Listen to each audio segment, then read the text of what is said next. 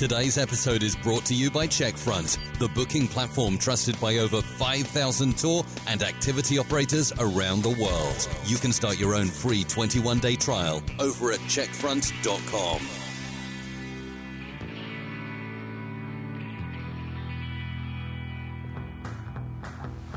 Welcome to the Tourpreneur podcast. Travel industry veteran Shane Whaley will take you on a journey with fellow tourpreneurs, sharing their tips, ideas, insights, and success stories to inspire you to make your tour business the best it can be. And now, here is your host, Shane Whaley. Food, glorious food. Welcome to episode 64 of the Tourpreneur podcast. The first and last time you're ever likely to hear me sing, unless you buy me scotch at a bar at a conference when we meet. Today I sing that because it's our first ever roundtable with food tourpreneurs. Some of you wrote in saying to me, listen, we love your one-to-one interviews, even if it's a walk-in tour and I'm a bus tour, because we always get something from it. But we would love to hear from more people within our own vertical. So I thought, let's start with food tours.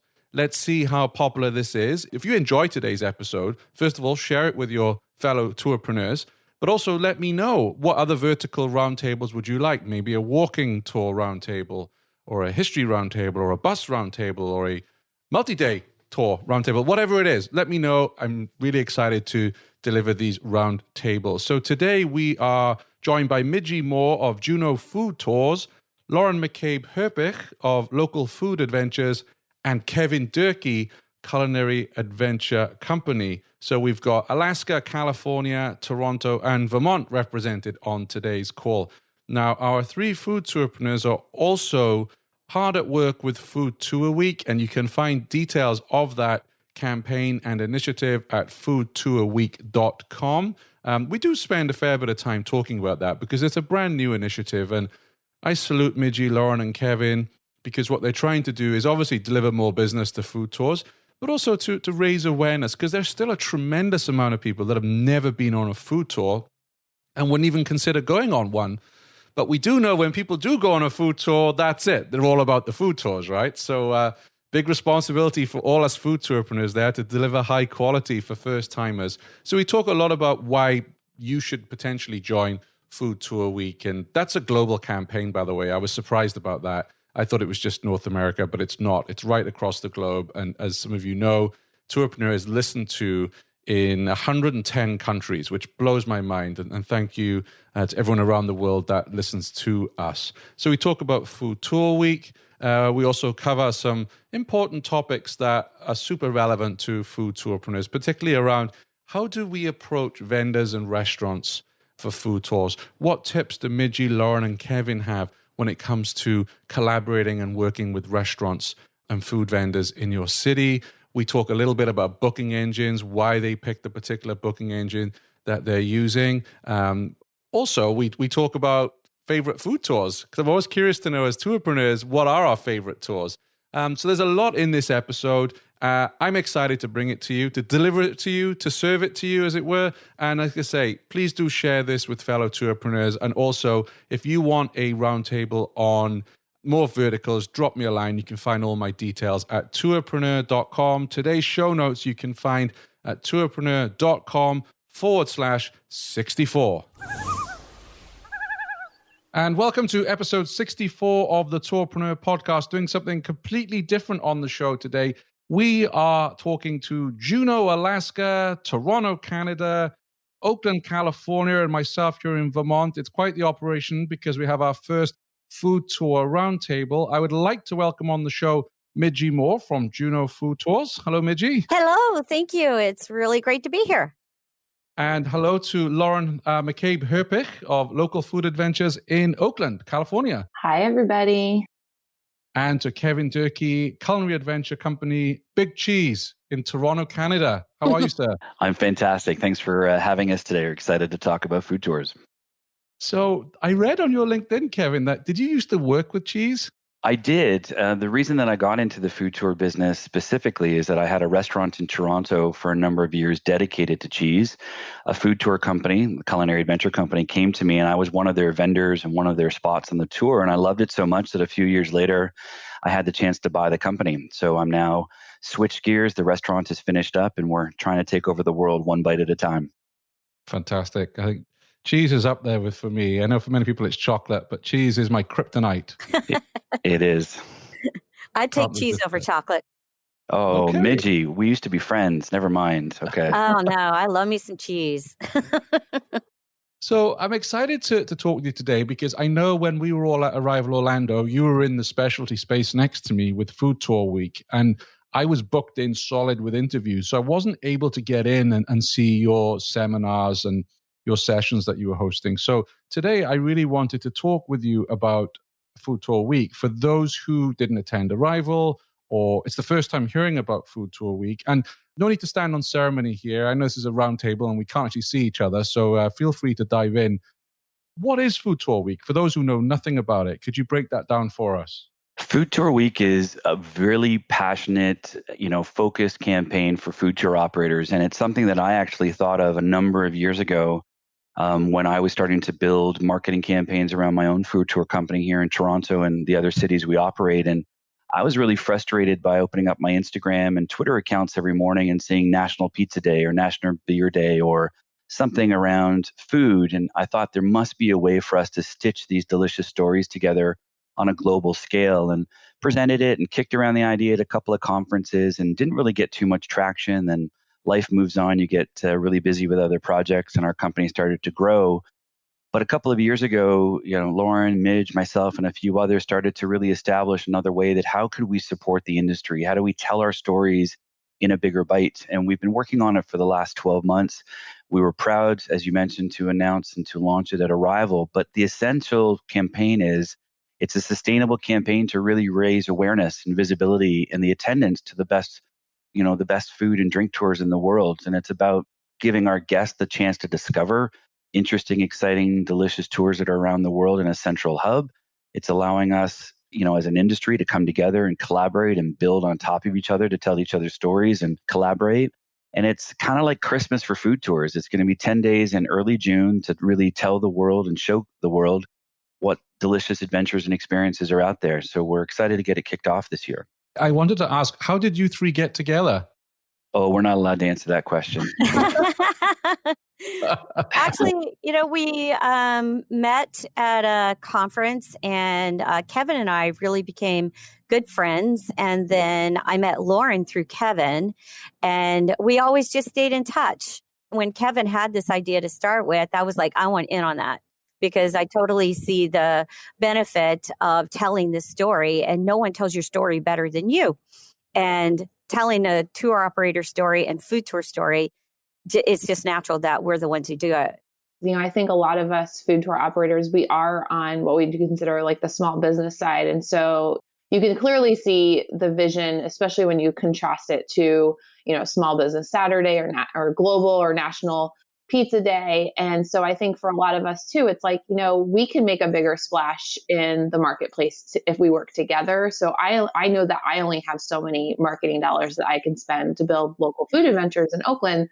But if we all combine together, we can actually make a bigger impact. And what I love is will be an opportunity for me to say, hey, if you like my tours, go on foodtourweek.com and you can find a really great food tour in Toronto or London or Australia.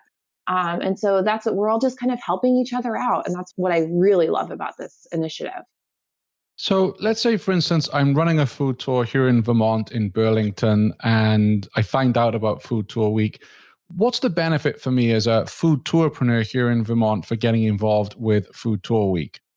Well, the benefits really are about the collaboration. And as Lauren mentioned a second ago, it's about taking one person's budget and one person's passion and storytelling around their own tours and combining that with dozens and dozens, hundreds of other food tour operators around the world. The challenge that we face every day as small business food tour operators is that there's not a central spot anywhere in the world that you can go and find the best delicious food and drink experiences. You might be able to segment it with a TripAdvisor search. You might be able to go city by city, region by region, but there isn't something on a global scale that puts everybody together. So if you're running your tour in Burlington, and there's spectacular cheeses in Vermont, so I would love to go on that tour. But it's an opportunity to say, hey, there's an operator in Burlington and there's an operator in Australia, and everyone gets to collaborate. So it's a place to be found, it's a place to be discovered, and ultimately it's a place to sell tickets for your tours as well. Sure. And what's the cost for getting involved? This is the best part, is because we are the food tour operators that are building it, and we've got a network of people around the world helping and building volunteers. We have been very cognizant of keeping the price super low, but we're offering a tremendous amount of value through ads and other great experiential elements. It's $250 USD plus some tax to get involved. So it's a marketing campaign that's a nice low bite. That's available until the end of February. Then we do have to change the pricing a little bit. So we encourage food tour operators and drink and beverage tour operators around the world to get involved. But for $250 plus tax, it's a great way to have a full annual commitment and visibility on foodtourweek.com and all the other associated PR and benefits and buzz that's going to come from it. We've tried to keep the budget really small so that hundreds of operators around the world can get involved. So let's say I'm running this cheese tour, for instance, in Vermont. What am I going to get from Food Tour Week in terms of collateral to promote Food Tour Week? Well, that's the best part about it, is that most of us, Lauren's come from, a great background of publicity and PR and television, efforts, and Midge has done an incredible work in writing and being a journalist. I've actually run experiential advertising agencies and worked with some of the best brands in the world. So we've put that great thinking inside of what the deliverables are going to be. There is a little info session that we've taped, so people can go to foodtourweek.com, go to get involved, and they can actually watch the full little seminar. But it's about being on the website and being discoverable. You're going to get full access to the campaign rights and the look, the feel, the graphics, all the things that you can dress up your site, build elements, and kind of create your own activation of Food Tour Week at your local level. We're going to give you design assets all ready to go out of the box, like print cards that you can go and put your logo on and jumpstart that conversation. We're giving digital ads. You're getting involved to be exposed through social media. We're going to be writing press releases and templates and other things that, again, you can just drop your Burlington, food tour in and send it to your local newspaper, radio to get there. But then we're adding in the extra content. And I think the biggest part that we're most excited about is the consumer contest. This is definitely supporting the industry, but it is a consumer sticky campaign. So we're going to have a worldwide, global sweepstakes where people can win the best culinary experiences around the world. And if I'm a little operator, I can't run a sweepstakes. I can't run a big contest that's giving away tens of thousands of dollars. But if I join in on foodtourweek.com, I get to be one of them to do that. So we're going to have a big contest as well. And then certainly supporting with swag and materials and buying power of t-shirts and caps and stuff. So again, it's very collaborative. It's very turnkey. And it's something that we know is going to make a difference to the industry this year and as a legacy project for our industry moving forward.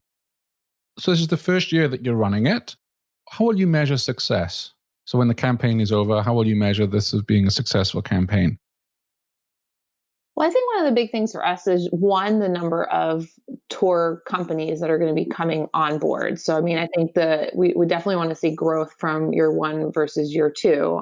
So that would be, one thing. And then also, Shane, I think the referral too. I think, one of the things that we'd love to kind of position out there is, when someone actually comes on to foodtourweek.com and you look at your Google Analytics and you say, hey, I've gotten some traffic from the website, and you see that. And then ultimately, what Kevin alluded to too was the contest. So, how many people are we going to see enter this contest? I think what's brilliant about it, and this is why I definitely wanted to be part of it, was, again, we are creating a larger megaphone for each other. And so, I probably would not be able to reach, people in Australia or London or, even New York City. And I'm able to do that through this initiative. So being able to kind of be part of something that, opens other people's eyes and say, hey, listen, next time I'm in the San Francisco Bay Area, I want to take Lauren's Oakland food tour. And so I would consider that success. And for a price point of $250, why would you not do that? I do want to share on air that obviously you're going to be using a lot of social media to promote Food Tour Week. And Lauren, this is the first time you're going to hear this, but your episode on Tourpreneur, and I know this was down to your marketing ninja skills, had the most social media shares of any Tourpreneur episode. So I don't know what you did. Oh my gosh. But you're working some magic there. Oh, thanks, Shane. That really makes me happy. I'm proud of being part of this industry and being able to share what I've learned over the last couple of years.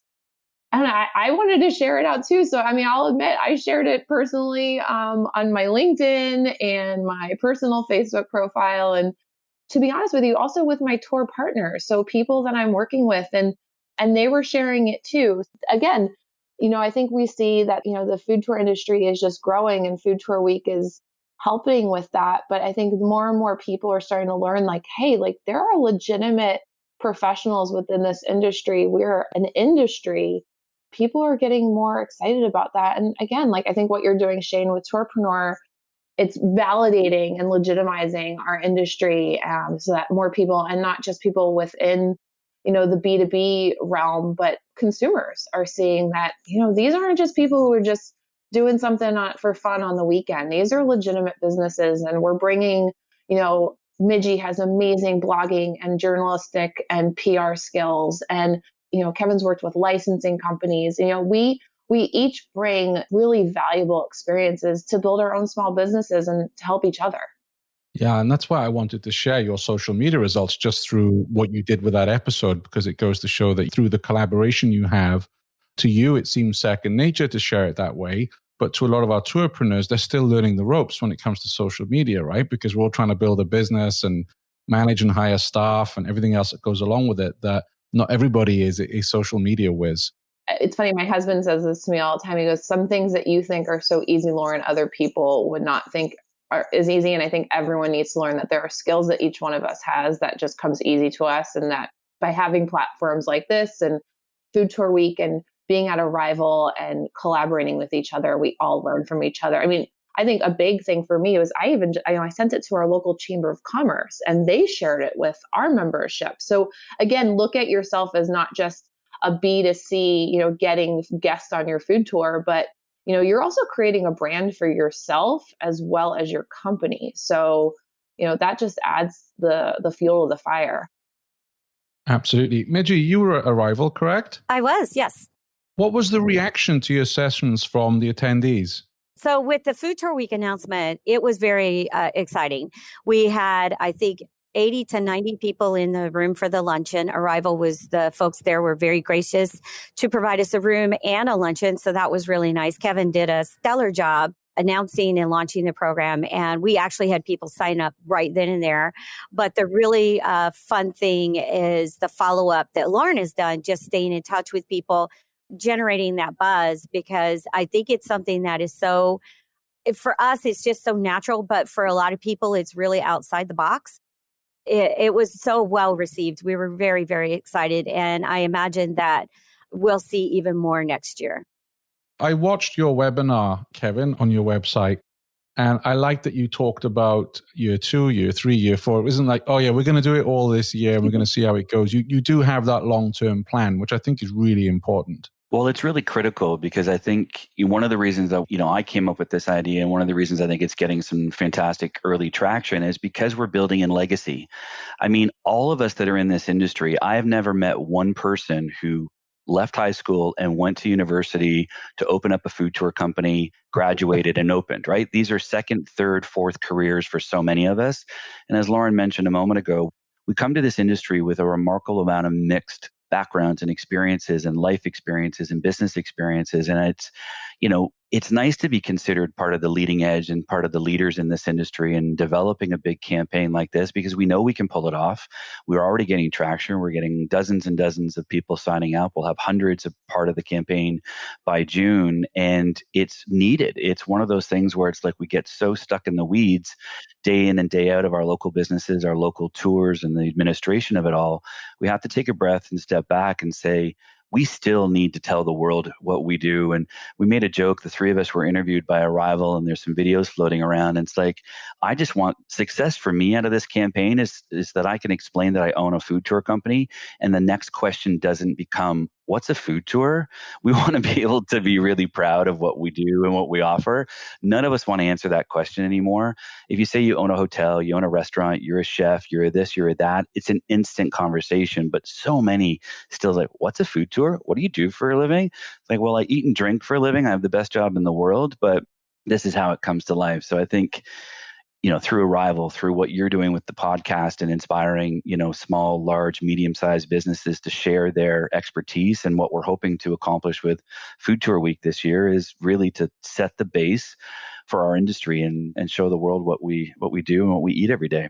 And for those listening who want more information and to sign up, that they can find all the information at foodtourweek.com. Is there anything we haven't covered about Food Tour Week that any of you would like to raise before we move on to some other topics?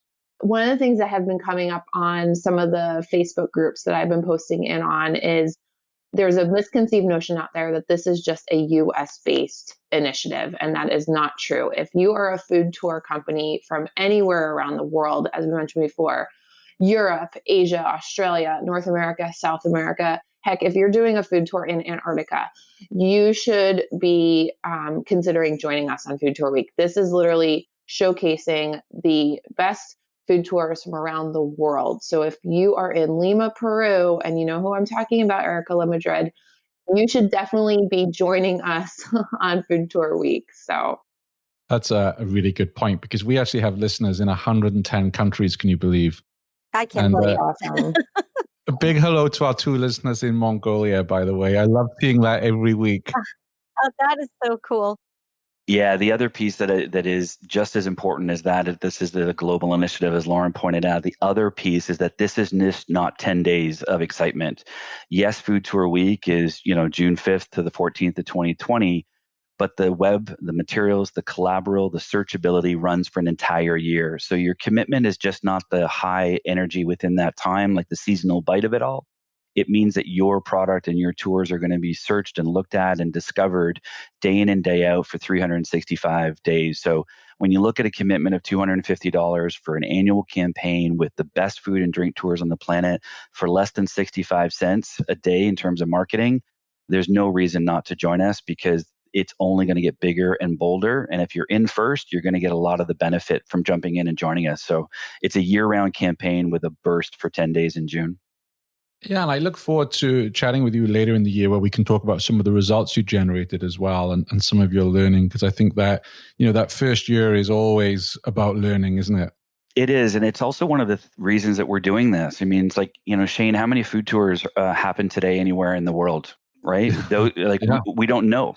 We don't know how many food tours are running every day. We don't know how often.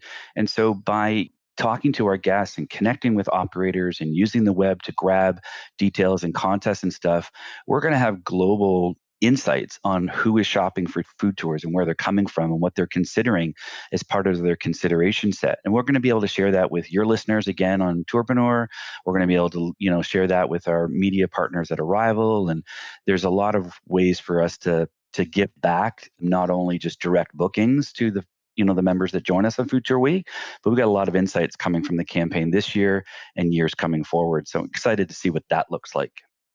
Well, I wish you all the best with Food Tour Week. I know quite a few of our listeners are signed up, and I'm really excited to see the results that you generate, because I love food tours, and, I hate missing out on them when I'm in a particular city. So the more promotion in my feed, the better, so I know what's out there.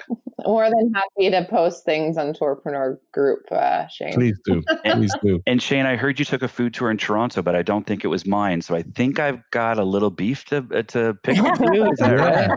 I went on sorry if there's any vegans listening, I went on the one called When Pigs Fry with Jason. Nice. Okay. It's interesting because I was visiting a friend of mine there. We were going to watch football, soccer, right? Toronto were playing. And, being British, I really miss football because we don't have a team here in Vermont. And I said, let me take you on a tour. I said, what do you want to do? And I sent him a couple of links, and he actually picked out Jason's tour, and we went on it. And even he said, and he's a local, and he was like, wow, I didn't know about half of these places. that was really cool to hear that he wants to go back to some of the places Jason took us to. And he's a local. He lives in Toronto. So we had a lot of fun on that tour. And that's the magic. I mean, for our company, Culinary Adventure Company in Toronto, Winnipeg, and Ottawa, 70% of our guests are local.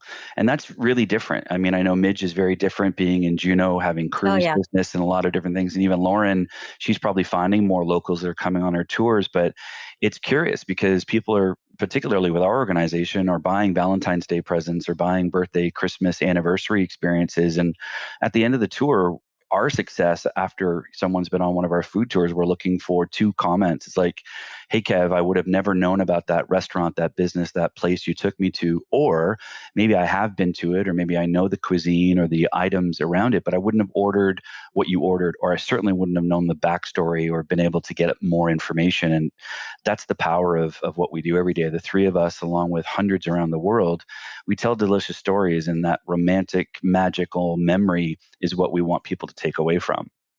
Yeah, absolutely. And certainly with Jason's tour, we had a really good experience. It was a fun thing to do with a local as well.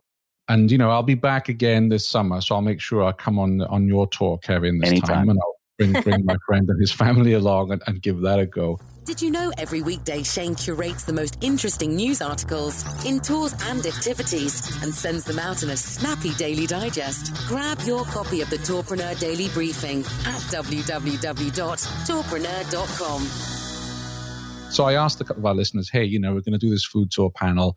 What's top of mind for you? So one of the questions I did get was, how do you approach vendors and restaurants for your food tours? This seems to be quite a big hurdle for food tours that are just starting out. So maybe, Midgi, we could start with you, if we can go back to the very beginning. And I would love to invite you on the show as well, so we can give you the Lauren treatment and go for an hour. I would love to be Princess Lauren for a day. That would be pretty awesome. I want to be Princess Lauren for a day. But I want to be Princess Lauren. Well, I think Lauren's pretty awesome. So that would be awesome, Shane. Thank you so much. So to answer the question about approaching restaurants, so just to give you a little background, Juneau is a pretty small community. We are a capital city of our state, and we are also landlocked. The only way in and out of Juneau is by boat or plane. So I started as a food writer and a food blogger, and I eat in all these restaurants. And so I spent quite a few years just enjoying the food of my city and building relationships with the restaurant owners and with the chefs and the staff, the wait staff and people like that. And so when I went to them and said, hey, I've got this crazy idea, I want to bring people around here and tell everybody how great you are and pay you for that privilege, every single one of them, hands down, said, how can I help you? I get asked a lot about how I negotiate prices. Well, I have to tell you, I hate math and I hate numbers. So I like to keep it simple. So I know from eating in all the restaurants what generally the menus are like and pricing. And so I will go to a restaurant and say, I can spend this amount of money per person in your place, and I need that to include tax and gratuities. What can you do? And they always say, thank you so much for making that easy for us. They don't like to give discounts, and they don't like to do weird structured math for themselves. They just want to keep things simple internally as well. And if I say, I'll pay you $2 a person or $5 or whatever, depending on the location, they're all like, great, that's cool. And then at the end of the month, I cut them a check for that many people, for however many people come. And they love that. They also, the thing that works really well is be seen in those restaurants and build those relationships before you approach one that you don't know anybody and they don't know you. You haven't established your street cred. If you just walk in and go, hey, I got a food tour and I want to bring people to you, they're going to be like, cool. I have never seen you in my restaurant, and if you don't have any credibility with them at all, and it's going to be a harder sell. Build those relationships. Don't look at the most popular. Look at what tells your story the best. What tells your food story the best. Some of our places are the most popular places in Juneau, but some of them nobody would ever go to unless we took them there. Great advice there. Kevin, what would you add to that? The money is definitely an important part of the mix and how you build your ultimate tour. I mean, we're probably all the same, but one of the main reasons that I pick a place for our tours is that it's a place that we're already passionate about. It's a place that we may already have existing relationships. It's a place that I have spent way too many nights or days already eating and enjoying. So I want to share that with someone else. But the difference for me is that when we build new tours, I rarely tell the places I go to that I'm actually building a tour with them, because I never know if I spend all the time building a tour and saying, I want to go to this candy shop, this restaurant, this place, and so on and so forth, put all this work together. Until we actually physically get people on the tour, you never really know what the experience is, how easy they are. And so I tend to sort of pilot a lot of tours before we commit to the actual vendor. I want it to be good. I want it to be hot. I want it to be fresh, consistent. I want their team to be happy to see us. So we look for a lot of other indicators that are going to make the final selection of who comes on our tours. I know we all do that, but one of the number one food tours in Toronto is our Chinatown and Kensington tour. And we ran it for almost 2 years before we even told anybody that was on our tour that they were actually on an official food tour that we're publicizing and selling, because I also wanted to make sure that we were getting the best value and the best energy. So we look at it as who we love and who we want to share and what that story is. But it always has to come down to the food. It's got to be the best taste. And then the final part is when you put these tours together, it's like setting a performance. It's like a ballet. You've got to have different acts and different shapes. So it's like sweet and savory and sit down and nod and heavy and light. And, and all of that comes into sort of who you end up choosing finally for your ultimate mix for the tour. Yeah, I mean, I wonder through your work at Food Tour Week, for instance, on episode 8, Alan Rust in Omaha, I think he's actually signed up with you guys for Food Tour. He has. Oh, yeah. And he was sharing on the show that when he was starting up, that there were some restaurants that didn't want to be part of it because they were like, oh, no, we want the full table value. They didn't really understand that, people who are coming on the tour may well come back later on during their visit. Are there any stats out there from any reports that you've seen which would show, either a dollar amount or percentage of people who go on a food tour and then return to one of those restaurants on the same stay? So from a national and global standpoint, Shane, there's nothing like that that's out there. And that's part of the reason why we are doing Food Tour Week, is that because there's no centralized database of research for food tour specific data and information. I can talk from my end. What I do 2 times a year, I do a mid-year sort of survey and an end of year survey with my guests, is that I send every single guest that's been on my tour for the last 2 years and ask them, and it's customized based on the tour that they've been on. It's almost like a net promoter score. Had you been to the restaurant prior to the tour? Have you gone back? Would you recommend this restaurant or stop to a friend? And then that gives me the data to bring back to my tour stops. And I can say to them, listen, I know that I've had this many people come back to your restaurant who had never been here before. And then I can also use that data with future potential tour stops as well. And I know that that information has absolutely helped me get businesses to join on the tour. That's gold. That's such a good tip. I wonder how many food tours are actually doing that, Lauren. Princess Lauren, sorry. Oh, God. Sorry about that, Lauren. Oh, God, we've created a monster. Okay. No, you guys, I'll just have my my hair in 2 little buns like Princess Leia next time you guys see. Well, I was just planning on getting you like a little crown and a scepter. Crown. See, I think of Princess Leia. Interesting. I think of Princess Leia before. Yeah. As long as you're not going to run off to Victoria, Canada at some point. Oh, Hey, we're happy to have the Brits. What's wrong with that? Jeez, Absolutely. we got the Queen in our money too here, Shane. So don't disparage the Commonwealth. You're living in the United States. I'm not. True. But Lauren, just so you know that I've secured princesslauren.com. So if you'd like the website, let me know. All right. And there'll be Princess Lauren dolls, just merchandise. Like absolutely, for sure. We've created something here. Get princesslaurenfoodtours.com quick. I love it. Brilliant. Our biggest win we felt with Checkfront is customers being able to book online and not have to make that phone call to us, and they can just navigate our website, go through your interface, and just book directly with us. Once we get into it and once they see all the system can do, it's quite funny because you kind of see a world open behind them before them, and they're like, oh my God, and I can send emails and I can manage how many people come and I can check them in. I'd recommend using Checkfront because it's simple, it's straightforward, it's easy to use, and most importantly, there are never any problems.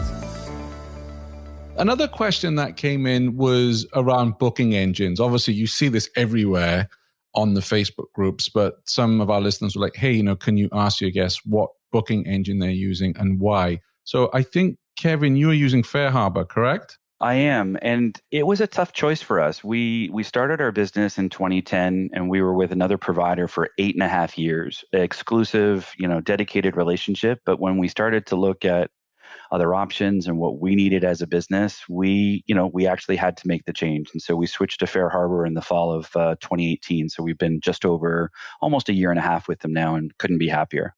In brief, what are they doing that your previous partner wasn't able to do for you?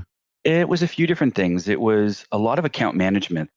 It was interesting because our first ticketing provider actually helped establish us as an organization and built a lot of infrastructure and got us up and running, which was great. But when I bought the company in 2016, it was like we weren't cool anymore. And unfortunately, we weren't getting their attention. We had asked a number of questions and said, hey, how can we work together? And it just was getting harder. And one of the things that FareHarbor did was certainly provide a dedicated account manager. So, shout out to Brady at FareHarbor because he answers every crazy question and comment we have, myself and our operations manager, Carla. He's responsive, but it was also a financial thing. It wasn't so much about the sort of the bells and whistles and sort of the tech development that maybe our other provider had more of an interest in. What I find FareHarbor doing for us is that they're here to help us sell more tours because ultimately they're successful when that happens. So our relationship's been great.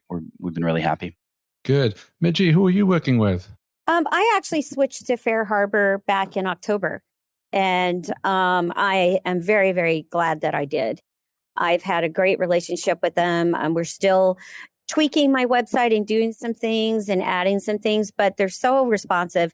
And the thing that I particularly enjoyed was that my account rep, Danny, he actually called me one day and he said, hey, I noticed that a lot of your leads are coming from social media. We want them to be more direct. Here's what we recommend you do. And he gave me this laundry list of things to change and things like that. And immediate sales started happening. So they care almost more about my success than I do in the sense of really watching what's happening with my Google Analytics. I mean, they're tied to it because I had the basic Google Analytics information and they added the e-commerce things. So I just get overjoyed when I'm looking at it and I'm like, ooh, sales. So it's just really nice at some of the little things. But the other things too, my internal calendar is much more complicated because I work with cruise lines and I have all of these contracts with cruise lines that people can't buy off my website. They can't buy those tours. They can only buy them through the cruise ships. And so they were able to upload all that information into FareHarbor so that I can track it internally in one location. And that was huge. I almost started crying. I was so overjoyed. And they did it like in 2 days. I mean, it was really a fast turnaround. Wow. That's impressive. Yeah, it was really amazing. So they really want to grow with your business and they want your business to grow with them. They listen to us as far as users and clients about what we're doing collectively, that what we need. And I know I'm having other conversations with other food tour operators about things like MailChimp and using ActiveCampaign and other things and how FareHarbor can play a role in that. And they're listening and they're like, wow, okay, so it's not just you, it's all these other people too. And that really helps. Well, FareHarbor listened to the show, so I'm hoping there's a pay rise in order for Brady and Danny, right? Right. So out of interest, how much, if you want to divulge this, of your business is through cruises, Midgi? Oh, yeah. It's no secret. About 90+%. Wow. And it is because our season is very short. It's 5 months long, but we are a major cruise port and we are the major cruise port for Alaska. What they do is they sell my tours on the ships and only their passengers can purchase the tour. Like I give them a rate and then they sell it for whatever they want.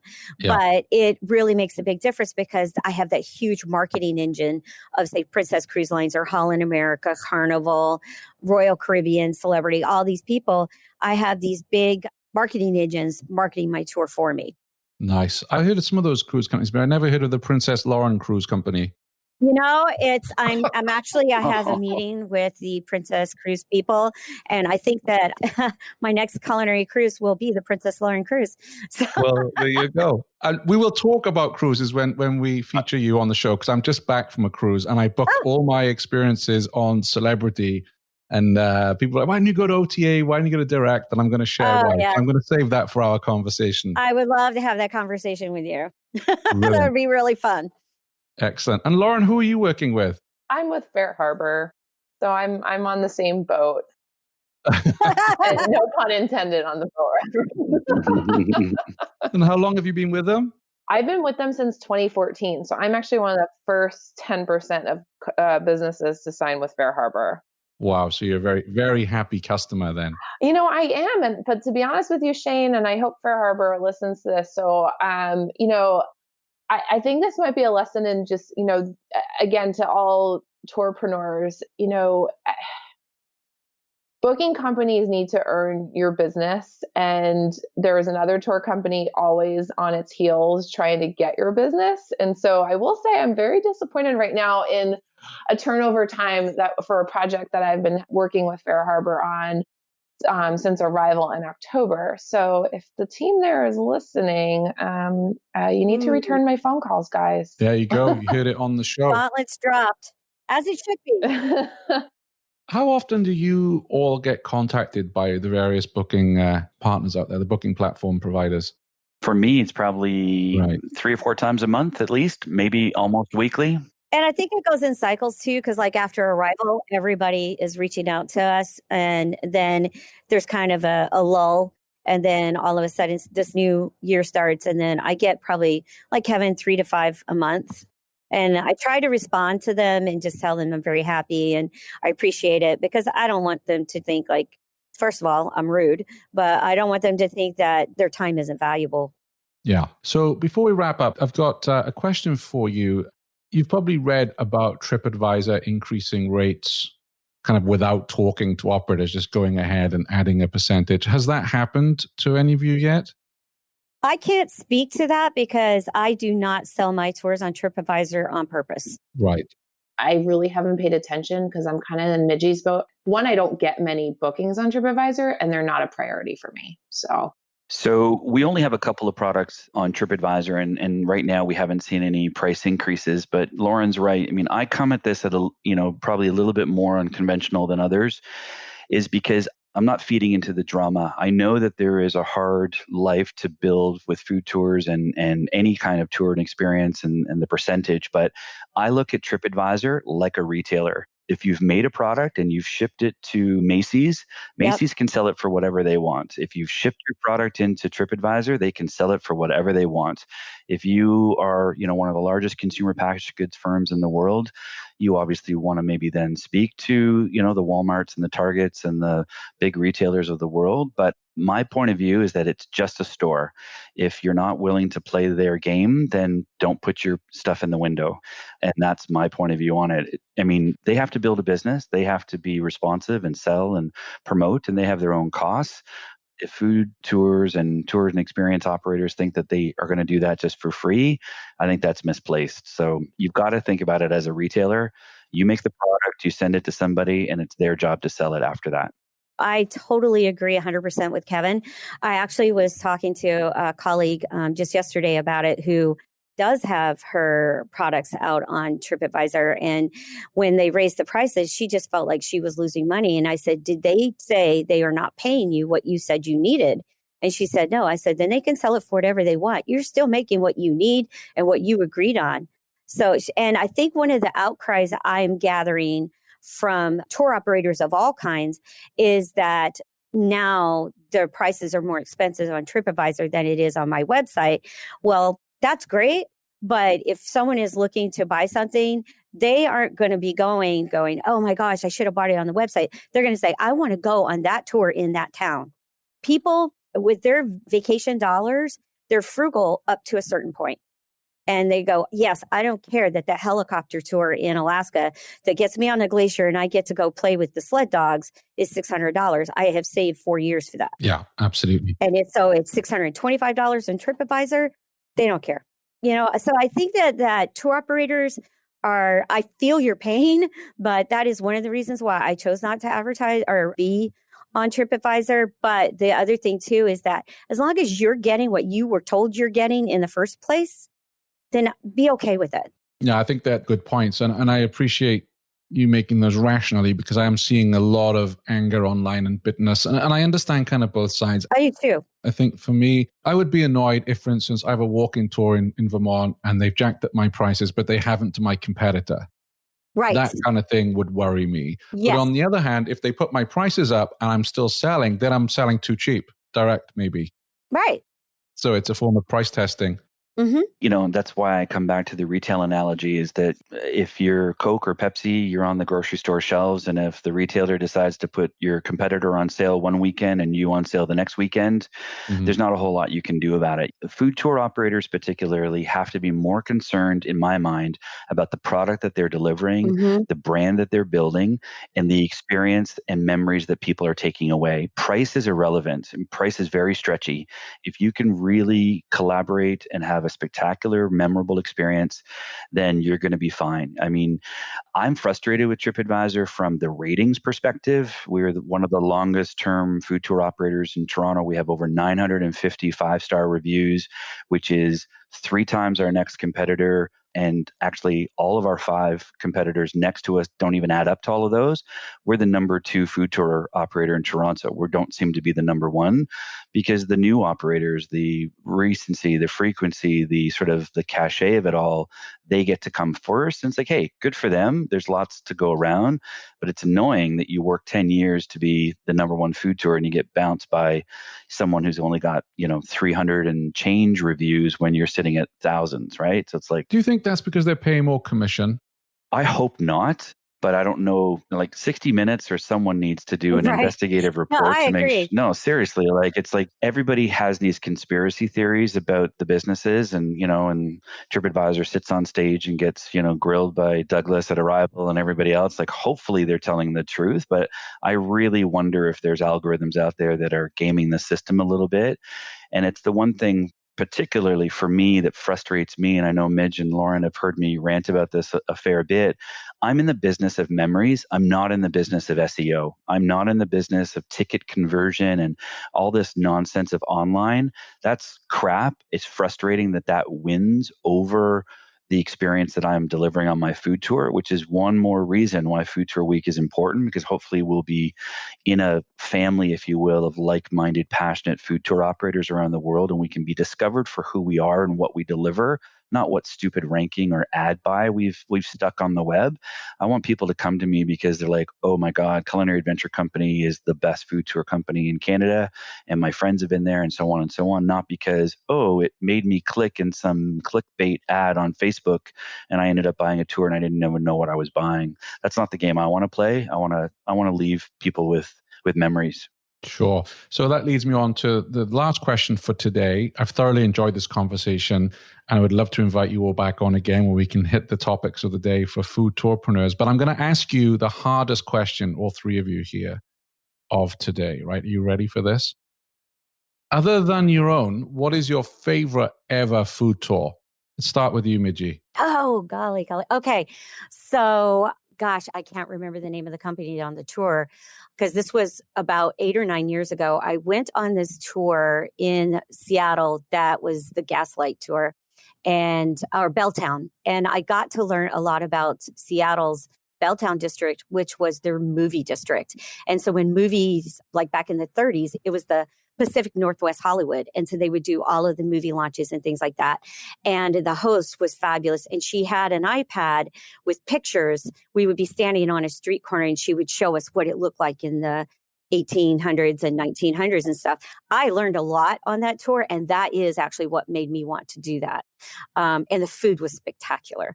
But I remember the history. And I was like, I want to do this. This is cool. I have not done Lauren's and I have not done Kevin's. Let me put a disclaimer out there. Kevin has invited me a million times to come to Toronto, and I just haven't made it there yet. But Kevin, I hear Grantley and I may be heading over to Nova Scotia this fall. So Fantastic. All right. Lauren, in 60 seconds, what's your favorite food tour? Okay, it's the one we just took when we were at Arrival in Orlando. It's Mandy Longo's Around Orlando Food Tour, formerly known as Mosquito County Food Tours. She does an amazing tour in Winter Park. And what I specifically loved about her tour is that it was the most unique. Now, she did customize it for us. There was a group of food tour owners that took the tour with her, but it opened my eyes to how food tours can be so unique throughout the world. Part of the tour was on a lake cruise on a boat. We went through the lakes of Winter Park, which is a little suburb outside of Orlando. And so I feel like for a city like Orlando, where most people just go for the theme parks and for Disney and the resorts, this was an amazing way to actually see what a city is all about, and in a way that was truly unique. Fantastic. Kevin, last but not least. Yeah, I'm going to follow a little bit with Lauren's theme. My favorite food tour is something that we took in Bangkok with my family. So Bangkok Best Eats Midnight Food Tour by Tuk Tuk. And it was run by BangkokFoodTours.com, so people can go find it. But similar to what Lauren had said, what's so remarkable about this tour is that not only are you getting the incredible street eats and the energy and the city vibe of Bangkok at night, the tour kicks off like at 10 p.m., but you are driven around by Tuk Tuk. So you have these beautiful little motorized, cabs, if you will, zipping around the city, and you see them and you're envious and you want to be on them when you're during the day, but at night you get driven from spot to spot. So it does two things. It gives you a real sense of culture and place, but it also allowed us to see more of the city because we weren't walking forever and ever and ever. Instead of walking for 5 minutes, you're driving for 5 minutes and you can get a whole lot farther. So it was really great value because you were able to taste so many different neighborhoods right across the city. So BangkokFoodTours.com and their Tuk Tuk Midnight Tour is my fave. Now I'm absolutely starving. Well, just so you know, you're closer to me than you are Juneau and Oakland. So come on to Toronto. I'll feed you anytime, Shane. Fantastic. Well, thank you all for coming on the show. I will add links to your tours on the show notes, which can be found at tourpreneur.com/64. And of course, the Food Tour Week. And I would love to invite you back on again in a couple of months. Fantastic. Chat food. Let's do it. Princess Kevin would love to be on. No problem. We shall do it. Thank you very much. Thanks for listening to the Tourpreneur podcast. Be sure to visit tourpreneur.com to join the conversation and access the show notes, including links to the resources mentioned on today's episode. This is Tourpreneur.